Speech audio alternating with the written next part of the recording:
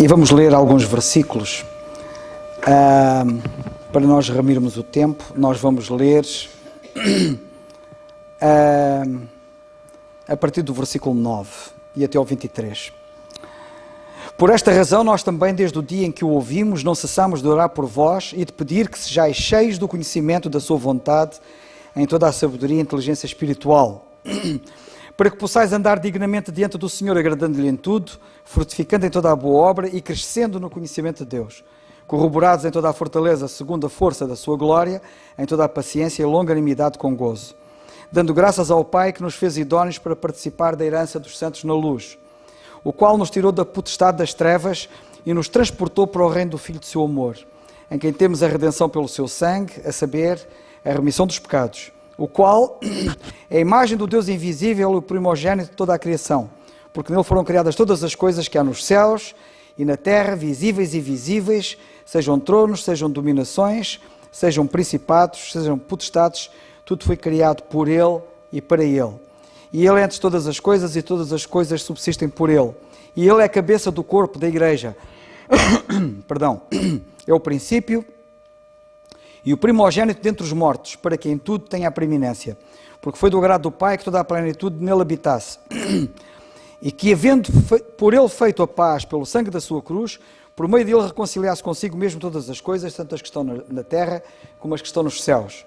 A vós também, que noutro tempo eras estranhos e inimigos no entendimento, pelas vossas obras más, agora contudo vos reconciliou no corpo da sua carne, pela morte, para perante ele vos apresentar santos, irrepreensíveis e inculpáveis, se na verdade permanecerdes fundados e firmes na fé, e não vos moverdes da esperança do Evangelho, que tendes ouvido, o qual foi pregado a toda a criatura que há debaixo do céu, e do qual eu, Paulo, estou feito ministro. Até aqui a leitura da Palavra de Deus. O nosso irmão Alberto, para quem nós enviamos um abraço a partir daqui um bocado irá falar, e ele já vai entrar no versículo 17, e eu gostava de, ainda sobre o versículo 16, referir algo que me parece muito importante.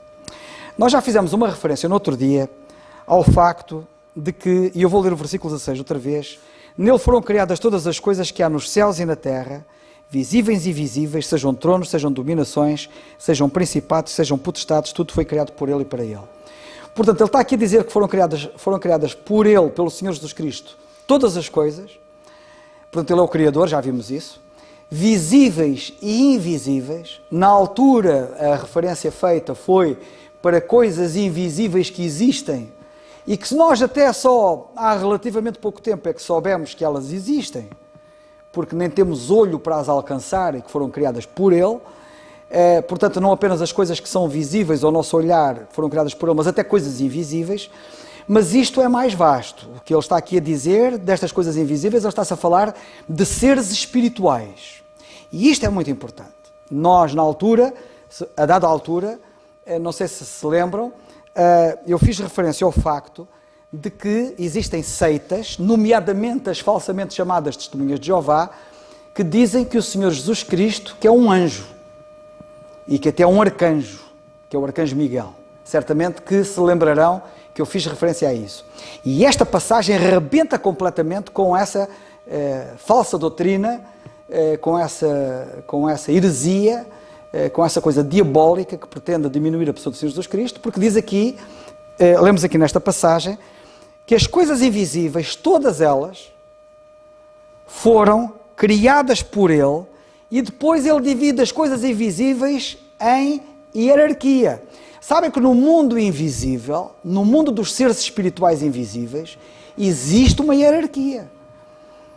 Existem graus de responsabilidade, existem graus de ação, e estamos a falar do mundo espiritual, seja daqueles que foram criados, de todos os que foram criados por Deus, estejam eles do lado de Satanás, os que se rebelaram com ele e se puseram do lado dele, quer todas as outras criaturas que estão do lado de Deus. E quando nós temos aqui esta declaração, isto abrange ambos os domínios. E quais são essas criaturas que são aqui aludidas? Diz ele aqui que nas coisas invisíveis que foram criadas, ele até faz como que uns 2 pontos aqui, dizendo assim, invisíveis, eu vou dizer quais são. Tronos, dominações, principados, potestades. Nós temos aqui vários níveis. Reparem bem como é que isto está organizado. O mundo espiritual tem ordem, está organizado, e temos aqui níveis de responsabilidade que a Bíblia não entra muito em detalhe, e nós também não nos convém especular, mas alguma coisa podemos perceber. E nós vemos que há aqui um nível que são tronos, há outro nível que são dominações, outro que são principados, outro que são potestades, e ainda existem outros níveis que noutras passagens, que não nesta, quando se referem a estes níveis, se referem ainda a outros níveis que não estão aqui contemplados. Bem, mas antes de eu avançar sobre isso, eu gostava de dizer o seguinte. Sabem que os gnósticos, que o nosso irmão Alberto já várias vezes se referiu aqui no estudo bíblico, e ele disse, atenção, cuidado com os gnósticos, e os gnósticos eram um grupo que na altura existia e que tanto falso ensino fez veicular, diminuindo a pessoa do Senhor Jesus Cristo, e ele está a combater os gnósticos. E uma das coisas que os gnósticos diziam, os gnósticos, que eram aqueles que achavam que tinham uma sabedoria superior aos outros, não é? Diziam eles que há vários níveis entre Deus e a matéria. Entre Deus e a matéria há vários níveis. E diziam eles que Cristo pertencia a uma dessas classes de níveis entre Deus e a matéria. Era o que eles diziam. Cristo pertencia a uma dessas classes.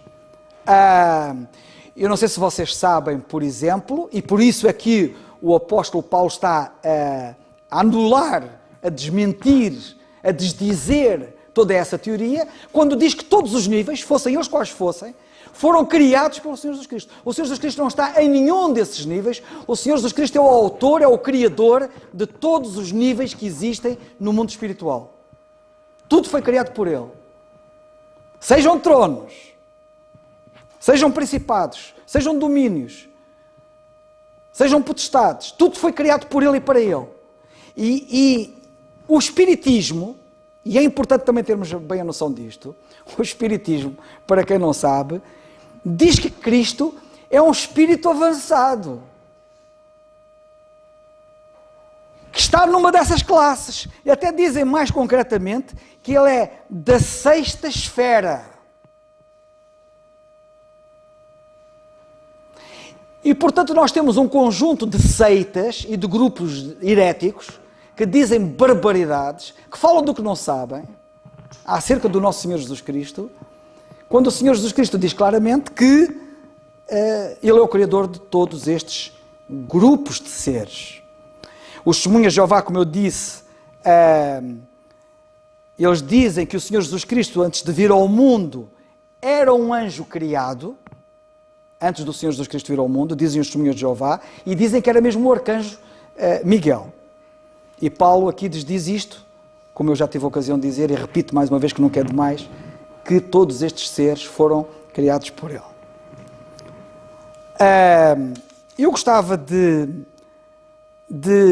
dizer o seguinte, isto tem muita coisa que se lhe diga, mas eu gostava de dizer o seguinte. Bem, em primeiro lugar eu gostava de que vocês abrissem na carta aos Efésios no capítulo 1, porque o apóstolo aqui também faz uma alusão a isto, e ele diz assim no versículo 21, diz ele assim...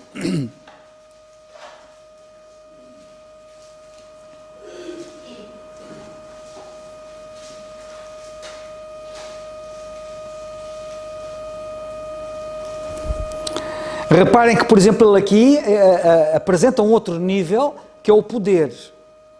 O versículo 21 diz assim, diz que Deus, ao ressuscitar o Senhor Jesus Cristo, e aqui convém salientar uma coisa muito importante. Nós, na Bíblia, vemos que o Senhor Jesus Cristo foi ressuscitado pelo Pai, pelo poder do Pai, mas foi ressuscitado também pelo poder do Espírito Santo, vemos também na Bíblia, e também foi ressuscitado pelo seu próprio poder. A mim ninguém me tira a vida, eu tenho poder, disse ele. Eu tenho poder para a dar e tenho poder para tornar a tomá-la. Portanto, nós vemos o Deus Trino a tomar a ação na sua ressurreição. Portanto, isto para que ninguém pense, pois cá está, ele é ressuscitado pelo Pai. Não, nós vemos que ele é ressuscitado pelo próprio. E aliás, quem me viu, me viu o Pai. Isto é profundo demais, não é? Para as cabeças finitas que querem abarcar na sua cabeça finita o infinito, que é Deus. Mas lemos aqui nesta passagem que quando ele é ressuscitado, para vocês poderem ter a ideia, e para verem a posição do Senhor Jesus Cristo, que não tem nada a ver com nenhum daqueles níveis, lemos aqui que ele foi colocado, versículo 21, acima de todo o principado e poder. Temos aqui um nível que não é referido de seres da outra passagem, que é a palavra poder. Ele está acima de todo o principado, de todo o poder, de toda a potestade e de todo o domínio e de todo o nome que se nomeia neste século e no vindouro. Portanto, querem olhar para o futuro, querem olhar para a eternidade toda. Ninguém tem um nome acima dele. Impressionante. E a Bíblia diz que todo joelho se curvará perante este nome. Lemos na carta aos Filipenses, no capítulo 2, nos versículos 5 a 10, lemos que todo joelho se curvará perante este nome.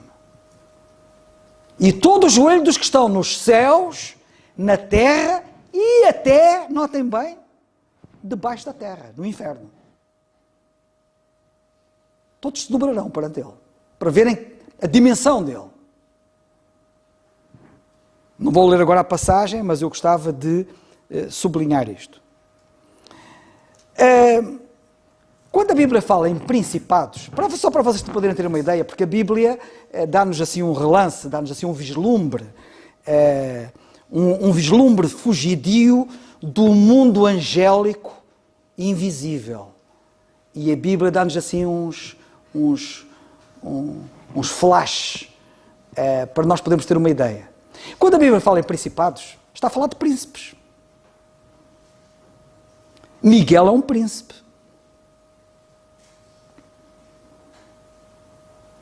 Miguel é o príncipe que se levanta pelo povo de Israel.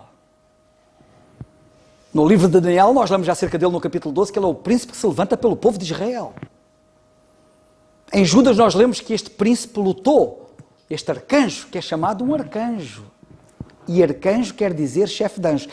E eu definirei, como eu disse, não há muita revelação nas Escrituras em detalhe acerca do mundo espiritual e dos seres que estão no mundo espiritual, mas aparentemente todos estes seres poderíamos dizer que se enquadram no mundo angélico. E porquê que eu digo isto? Porque estamos a falar de principados, estamos a falar de um nível, certo?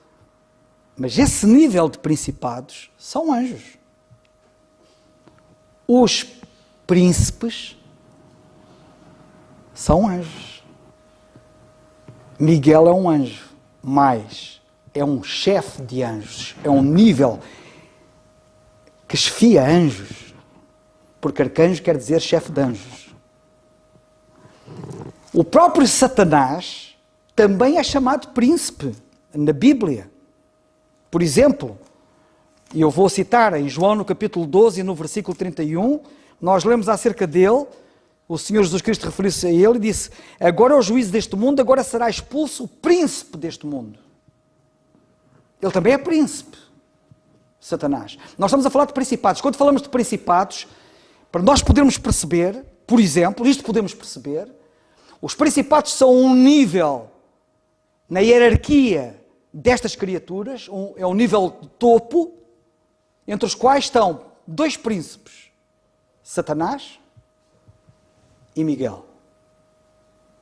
E nós vemos até uma luta entre Miguel e Satanás, no livro de Judas, como nós lemos, por exemplo, em Judas, e podemos lá dar uma espreita dela, penso que é no livro de Judas, na epístola de Judas,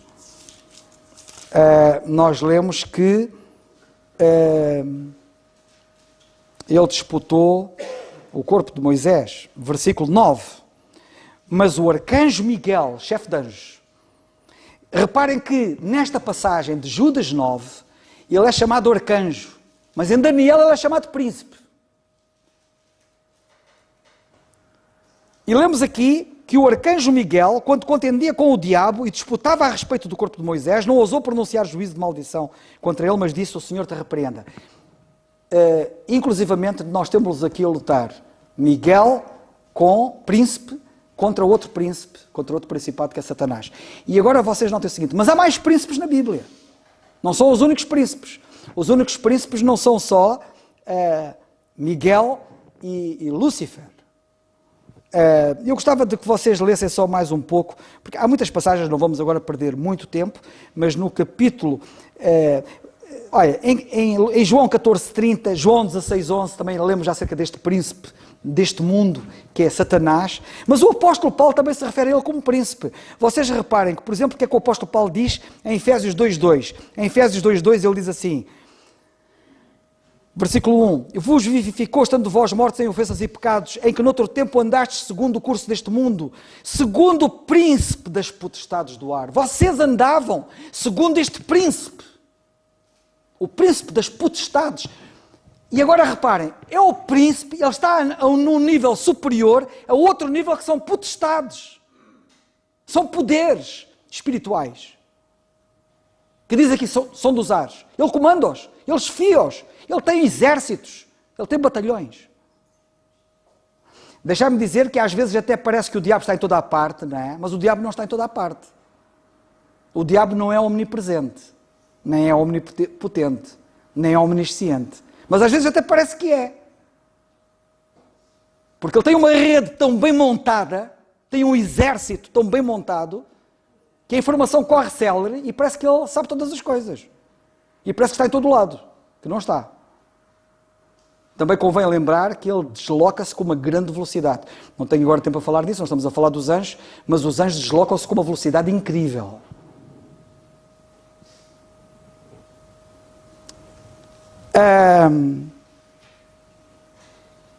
Gostava de,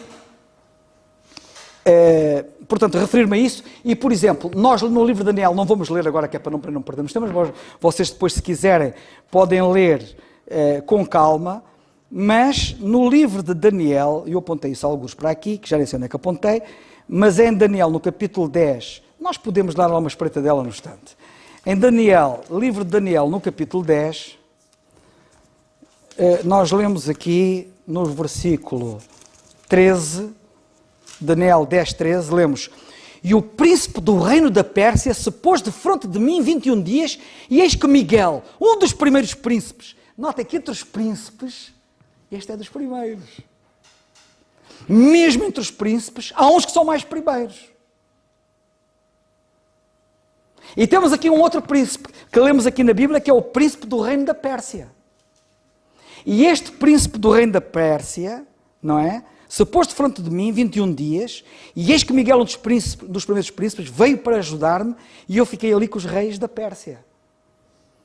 Notem que se chama o príncipe do reino da Pérsia. E aqui temos uma outra ideia, porque depois também nesta passagem de Daniel, nós vemos que há um que é da Grécia. Um outro príncipe do reino da Grécia. Deixem-me ver se eu apontei isso aqui. Versículo 20 e 21, lemos assim. E disse, sabes porque eu vim a ti, eu tornarei a pelejar contra o príncipe dos persas. E saindo eu, eis que virá o príncipe da Grécia. Versículo 21. Mas eu te declararei o que está escrito na Escritura de verdade, e ninguém há que se esforce comigo contra aquele, a não ser Miguel, vosso príncipe. Estão a ver? Nós temos aqui grandes combates espirituais no mundo das trevas. E temos aqui príncipes a ajudarem-se a príncipes nas trevas, o príncipe da Grécia, a ajudar o príncipe da Pérsia, e temos Miguel a interpor-se, assim como ele também teve que lutar contra Satanás, como nós vemos em Judas. Sabem o que é que nos parece, e isto é muito importante, e isto é uma coisa muito prática para nós, que o diabo tem agentes seus dedicados às nações. Assim como havia um príncipe para influenciar a Pérsia e um príncipe para influenciar a Grécia, e ele deve ter um príncipe para Portugal e outro para a Espanha e para cada país. Eu não tenho dúvidas acerca disto. Por isso é que a Bíblia manda-nos, na carta a Timóteo, o apóstolo Paulo, no capítulo 2 da primeira carta a Timóteo, diz para nós orarmos pelos que estão em iminência, pelos reis e pelos governantes, pelas autoridades, pelos que estão em iminência. Nós não imaginamos as batalhas que existem. E eu estou convencido, sinceramente, que estas influências terríveis e diabólicas no mundo espiritual, eles estão a influenciar os nossos governantes para leis iníquas e leis perversas a que nós assistimos e que eles legislam que não lembra, até é quase motivo para dizer aquela expressão, que não lembra o diabo, mas lembra o diabo, porque é o diabo que está por trás disto. E nós temos a obrigação como crentes de nas nossas orações orarmos pela nossa nação, de orarmos pelos nossos governantes, exatamente por causa disso. E o apóstolo Paulo diz na primeira carta a Timóteo, no capítulo 2, portanto, não é demais nós relembrarmos isto. Ele diz assim: admoesta antes de tudo que se façam deprecações, orações, intercessões e ações de graças por todos os homens, pelos reis e por todos os que estão em eminência, para que tenhamos uma vida quieta e sossegada, em toda a piedade e honestidade, porque isto é bom e agradável diante de Deus, nosso Salvador. E sabem o que é que nós lemos a seguir, no versículo 3, no versículo 4? Que quer que todos os homens se salvem e venham ao conhecimento da verdade. Porque estes agentes, inclusivamente, estão a impedir que as pessoas se salvem. Eu não tenho dúvidas que eu, durante um tempo, quando eu ouvir a palavra de Deus, para aí cerca de um ano, eu tinha ali uns príncipes das trevas ali à minha frente, a impedir que os meus olhos vissem. Eu bem me recordo do meu tempo de descrente e da dificuldade que eu tive até me converter. Mas há aqui um aspecto que eu quero chamar a vossa atenção, que muita gente às vezes não relaciona, que é quando ele diz aqui, diz ele assim, no versículo 8, quero pois que todos os homens orem em todo lugar, levantando mãos santas, sem ira nem contenda. Quantas pessoas há que estão preocupadas em quando se levantam para orar? Eu sei que no Velho Testamento os judeus, quando se levantavam para orar, eles erguiam as mãos e oravam com as mãos no ar, e hoje em muitos círculos religiosos vejo pessoas a levantarem as mãos, etc. Mas isto é mais judaísmo do que cristianismo. Quando o apóstolo Paulo está aqui a falar de levantar mãos santas, ele não está preocupado em que nós levantemos as mãos físicas, mas ele está preocupado com a santidade. Que santidade? Que santidade é que ele está a referir? A santidade dos governantes, relacionada com os governantes. Sabem porquê? Porque Paulo viveu nos tempos de Nero, Paulo viveu nos tempos do imperador, e naquele tempo eles eram facínoras. E os crentes podiam ser tentados a falar mal deles, a revelar ódio em relação a eles, desprezo em relação a eles, e Paulo diz, orem por eles, e levantem mãos santas. Está relacionado com isto. E as coisas não mudaram nos nossos dias. Continuamos a ter governantes que o povo não gosta e que critica e que fala mal. Que bom seria que nós, em vez de falarmos mal dos governantes, orássemos pelos governantes. Mas todos nós temos a tendência de fazer isso.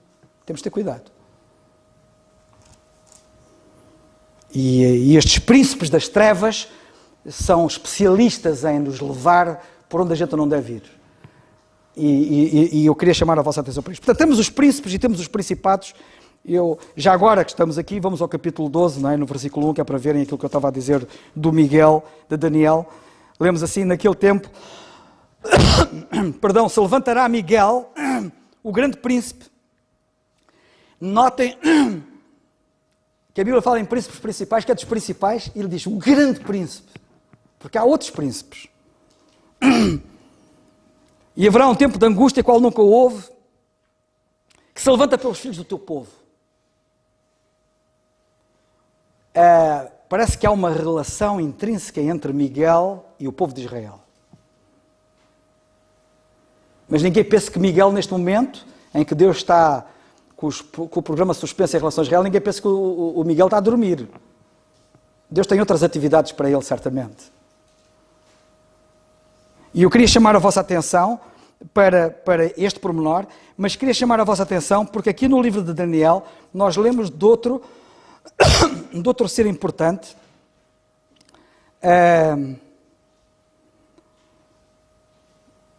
que é Gabriel.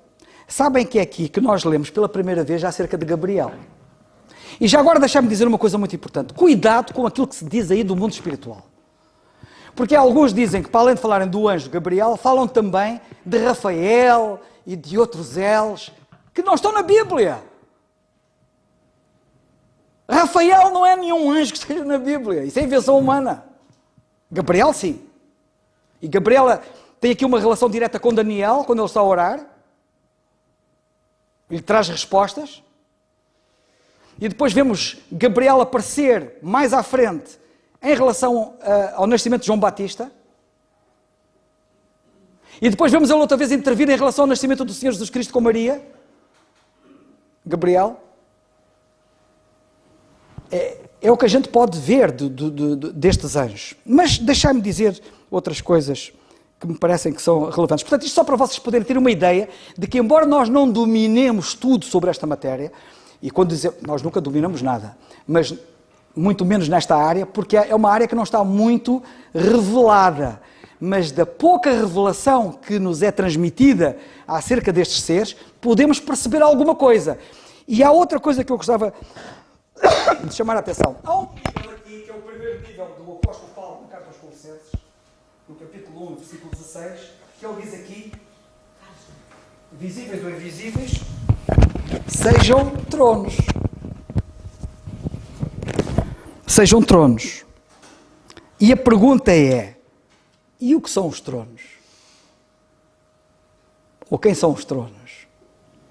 Sabem o que é que nós lemos no livro do Apocalipse, no capítulo 4? Eu creio que há aqui uma relação muito provável, não sou dogmático, mas há uma relação muito provável entre estes tronos aqui referidos e estes que nós lemos aqui no capítulo 4 e no versículo 4 do livro do Apocalipse. E ao redor do trono havia 24 tronos. Sabem que à volta do trono de Deus há 24 tronos. E havia sentados sobre os tronos 24 anciãos, vestidos de vestidos brancos, e tinham sobre as suas cabeças coroas de ouro. E eu creio que os tronos são um nível na hierarquia muito superior, perto de Deus. E que tem a ver com estes seres. Não sei que seres são estes. Há pessoas que especulam, dizem que os 24 anciãos aqui referidos, que estão nestes 24 tronos, que são os crentes, não sei. Isso para mim é invenção pura, não são crentes nenhuns. São 24, temos que nos cingir ao que está escrito. Então, e os crentes só são 24, mas que eles representam os crentes de todos os tempos. Cuidado com a espiritualização das Escrituras. Se a Bíblia diz uma coisa e depois não diz que aquilo quer dizer outra coisa, é porque aquilo é aquilo mesmo.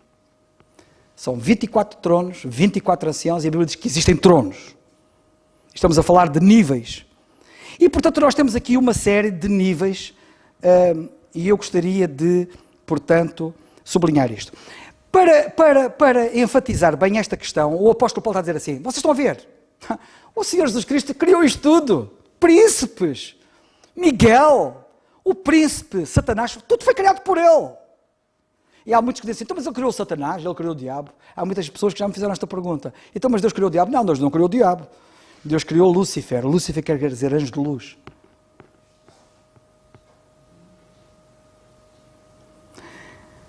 Lúcifer, e eu não falei dos querubins e dos serafins, que são outros seres. Os querubins que têm 4 asas e os serafins 6 asas. E Lúcifer, que também é príncipe, simultaneamente também é chamado querubim.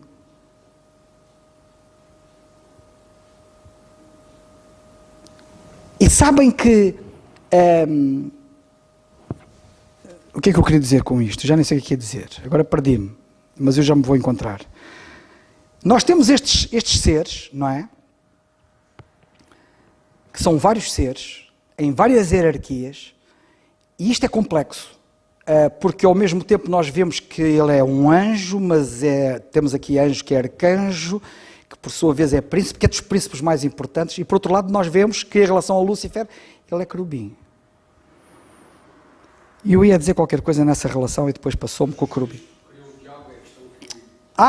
O Senhor Jesus Cristo criou o diabo? Não, o Senhor Jesus Cristo não criou o diabo. O diabo era um anjo de luz, que a palavra Lúcifer é uma boa palavra. Quer dizer anjo de luz. Ele, depois de se ter rebelado, deixou de ser Lúcifer. E foi transformado em diabo. Isto é muito importante perceber isto na Bíblia. Que quer dizer adversário. Mas, portanto, tudo foi criado por ele. E quando lemos a carta aos Hebreus, sabem que a carta aos Hebreus, já fizemos alguma referência acerca disto, mas isto agora vem a propósito porque está ligado. Na carta aos Hebreus, a primeira coisa que... A carta aos Hebreus, o tema é o Senhor Jesus Cristo. Aliás, o Senhor Jesus Cristo é o tema da Bíblia toda. Mas na carta aos Hebreus, o escritor da carta aos Hebreus, que eu creio que é o apóstolo Paulo, está a provar aos hebreus, aos judeus, que o Senhor Jesus Cristo é superior aos anjos. Superior a Moisés, superior a Arão. E ele mostra que ele é superior a todas aquelas figuras que para os judeus eram figuras top. Sabem porquê que os anjos estavam numa posição muito elevada? Os anjos estavam numa posição muito elevada porque os anjos, porque a lei foi dada ao povo judeu por instrumentalidade dos anjos. Vocês cá nem sabiam disso, mas está escrito na Bíblia. A lei foi dada por instrumentalidade de anjos. Quando a lei foi dada a Moisés, os anjos foram instrumentos de Deus para lhe dar a lei. E então eles tinham os anjos, os anjos para eles estavam numa posição muito elevada. E o escritor da carta aos Hebreus diz: a qual dos anjos ele disse, o pai disse jamais, como disse acerca do filho? A qual dos anjos? Como quem diz, ele está muito superior. Claro que está muito superior. Ele é o criador dos próprios anjos. Portanto, a própria carta aos Hebreus, no capítulo 1, em particular, fala acerca disso. E na carta aos Colossenses, e é importante não perder esta relação, na carta aos Colossenses, no capítulo 2, e nós vamos lá chegar depois, mas não podemos deixar de fazer referência a isto, nós lemos que está no versículo 18, exatamente: ninguém vos domina seu belo prazer, com pretexto de humildade e culto dos anjos. Estão a ver onde é que este ponto estava a chegar, a questão dos anjos? Estavam a adorar anjos. Estavam a colocar os anjos numa posição tal que os estavam a adorar. E o apóstolo está a dizer assim: ei, vocês foram longe demais. E está a pôr isto em ordem. Quando lá chegarmos depois vamos ver, mas eram estas as coisas que eu queria dizer. E para terminar a minha intervenção, desculpem o meu alongamento nesta matéria, o nosso irmão Alberto já vai entrar no versículo 17 e já agora eu gostava de dizer o seguinte. O versículo 17 diz assim: e ele é antes de todas as coisas. Já repararam o que é que está aqui escrito? Ele é, não diz ele era. O normal, do ponto de vista coloquial, conversar, a falar ou escrever, seria dizer ele era antes de todas as coisas. Mas não diz ele era. Diz ele é. E porquê que diz ele é? Porque o presente sempre definiu a intemporalidade da divindade. O presente definiu sempre a intemporalidade da divindade. E por isso, quando Deus apareceu a Moisés na sarça ardente, e Moisés disse: qual é o teu nome? Ele disse: eu sou. Não disse eu era. Também não disse eu serei. Disse eu sou. Porque o presente sempre define a intemporalidade. Ele não tem tempo. Da divindade. E por isso, lemos que ele é, não diz que ele era antes de todas as coisas, mas ele é, presente do indicativo. Ele é antes de todas as coisas. E outra coisa muito importante que nós temos aqui, que o nosso irmão Alberto depois vai referir, mas isto faz a ligação àquilo que já vamos ouvir acerca dele, que é quando ele, como vocês sabem, antes de todas as coisas, ele disse, antes que Abraão fosse, ou seja, antes que Abraão existisse, ele é antes de todas as coisas. Ele é antes de Abraão. Mas não é só de Abraão, é de todas as coisas. Mas temos um exemplo concreto em que ele disse, antes que Abraão existisse, eu sou. Não diz eu era. E cá está a intemporalidade da divindade. Só Deus é que diz isto. Isto está em João 8,58. O irmão Alberto aqui um bocado vai referir-se a isto, mas é bom porque depois isto faz a ligação uma coisa à outra. Portanto, era isto que eu queria dizer, e penso que não tenho mais nada para dizer neste momento a não ser isto. Todas as coisas subsistem por ele, é um pormenor também interessante e importante, que eu só gostava de deixar o seguinte, ele também vai se referir daqui um bocado acerca disto, mas gostava de deixar o seguinte. Ele não apenas criou todas as coisas, mas todas as coisas subsistem por ele. Ele controla tudo.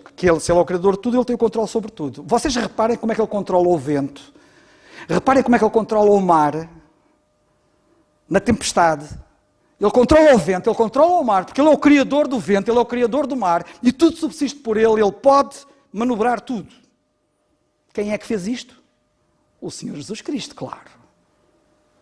Tudo subsiste por Ele. E é importante ter isto em mente. Eu não sei se alguém tem algum pensamento para dar. Se tiver, faz favor. Se não, vamos ouvir o nosso irmão Alberto. Eu peço desculpa, mas isto é importante. Olha o nosso irmão Manuel que está ali, que eu gosto muito dele, ele também gosta muito de mim, que ele quer andar com isto depressa, e eu percebo, mas se a gente andar depressa, perdemos pormenores importantes, e estes pormenores são importantes nós conhecermos. E se nós tivermos estudos muito rápidos, que eu percebo que tem a sua vantagem também, perdemos também alguns pormenores importantes pela rapidez, porque não temos tempo para falar neles e tocar neles com a relação, fazendo as relações que devem ser feitas acerca disso. Isto é a minha justificação para o maior tempo. Faz favor. Graças a Deus por mais esse estudo bíblico. Agradeço de coração a cada irmão por permitir participar desse estudo. Isto me motiva, me desafia a estudar cada vez mais a palavra e a seguir firme nos caminhos do Senhor. Fico contente, muito feliz quando eu vejo irmãos vindo à frente, falando, compartilhando, dividindo suas experiências e seus entendimentos a respeito da palavra de Deus. Colossenses capítulo 1, já no verso 17, podemos ler assim: Ele é antes de todas as coisas, e todas as coisas subsistem por Ele. Nesse ponto da carta, depois de Paulo declarar as razões de Cristo ser chamado primogênito, agora, no verso 17, ele passa a apresentar duas verdades que apoiam esta absoluta supremacia, essa absoluta primazia de Jesus Cristo. Primeira verdade, ele é antes de todas as coisas. João 8, lá no verso 58, Jesus surpreendeu os judeus de sua época ao afirmar e declarar que ele já existia muito antes de Abraão. Com isso, ele lançou bases para mostrar a sua verdadeira identidade. E Paulo, o apóstolo, diz aqui em Colossos, para a igreja que está em Colossos, que ele é o mesmo ontem, hoje e o será para sempre, conforme Hebreus 13, no verso 8. E assim ele segue no seu discurso, mostrando como Jesus é fundamental para a harmonia de toda a criação, de todo o universo. E este argumento vai entrar e ser a base para ensinar à igreja a importância da cruz de Cristo. A segunda verdade que encontramos nesse versículo 17 diz que nele tudo subsiste. Esta palavra nele, tudo subsiste, o subsiste, tem uma aplicação muito mais extensa do que aparentemente se mostra. Quer dizer, o centro de coerência, de coerção, o centro de harmonia, de equilíbrio, de unidade, que interliga toda a simetria da lei da física, da química, da biologia, da astronomia. E cuidado, não vamos confundir com astrologia, pseudociência, mas astronomia, que rege todos os astros, e a harmonia entre todo o universo. A mão de Cristo está lá também, regendo, comandando, criando esta unidade. Numa tradução livre, do verso 17, podemos ler desta forma: em união com Ele, todas as coisas têm o seu próprio lugar. Paulo ele está discutindo a relação de Cristo além daquilo que pensamos, imaginamos, conforme a cruz do Calvário, a salvação, mostrando Cristo participando da Trindade, na criação não só do planeta Terra, mas também do cosmos, de todo o universo. E ele traz esse raciocínio para daqui a pouco, lá no verso 20, aplicar de verdade todo este governo que Cristo rege, também para dentro da igreja. Por isso que Cristo é o líder dos principados, potestades, tronos, mostrando ele líder governando. E assim também será dentro da igreja, a partir do verso 20. Vamos estudar isso melhor ainda. Hoje em dia, nada muito diferente do que a época de Paulo, onde as pessoas tinham muitas preocupações com a sua vida do cotidiano, da rotina. Preocupação com alimento, com vestimento, preocupação com emprego, com dinheiro, em ter, mas pouca preocupação ou nenhuma preocupação em ser. Hoje, não diferente da época de Paulo, as pessoas querem ter e não se preocupam em ser. Paulo era um destes que queria ter, queria se impor, queria colocar a sua religião acima de todos, queria colocar o seu entendimento, o seu status acima de tudo. Mas ele teve um encontro com o Senhor Jesus. Atos capítulo 9 narra a conversão deste homem que resistia a Deus. Muitas vezes estamos resistindo a Deus. E quando estamos resistindo a Deus, a voz de Deus, a ação do Espírito Santo, o nosso mundo interior entra em caos, em desequilíbrio, perdemos a harmonia, entramos em confusão, em conflito. Paulo, no verso 15 até 17, mostra aqui em Colossenses que Cristo, ele é o equilíbrio, ele é a harmonia de todos os astros, de toda a criação. E ele quer ser essa harmonia, este equilíbrio na sua vida também. Que Deus nos abençoe.